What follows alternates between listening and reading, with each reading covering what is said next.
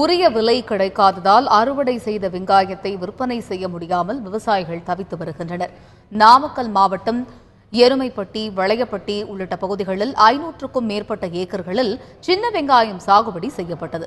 கடந்த 2 மாதங்களுக்கு முன்பு அறுவடை செய்தபொழுது சின்ன வெங்காயம் விலை வீழ்ச்சி காரணமாக விவசாயிகளுக்கு பெரும் இழப்பு ஏற்பட்டது. இதையடுத்து அறுவடை செய்த வெங்காயத்தை வயலில் பரண் அமைத்து இருப்பு வைத்திருந்தனர். இந்த நிலையில் தற்பொழுதும் வெங்காயத்தின் விலை தொடர்ந்து குறைந்து காணப்படுவதால் உற்பத்தி செலவு கூட கிடைக்காது என விவசாயிகள் தெரிவித்துள்ளனர். தொடர்ந்து வெங்காயத்தை இருப்பு வைத்தால் அழுகிவிடும் என்பதால் உற்பத்தி செலவு அடிப்படையில் வெங்காயத்தை அரசே கொள்முதல் செய்ய வேண்டும் என்று விவசாயிகள் கோரிக்கை விடுத்துள்ளனர். ஏக்கருக்கு 40லேருந்து 50 வரைக்கும் செலவாகுது. செலவானது இன்றைக்கி பார்த்தீங்கன்னா கிலோ நாங்கள் 35-40ன்னு வாங்கிட்டு இன்றைக்கி கிலோ 7 ரூபா 8 ரூபாய்க்கு கூட கேட்கறதுக்கு ஆள் யாருமே இல்லை, வரதில்லை.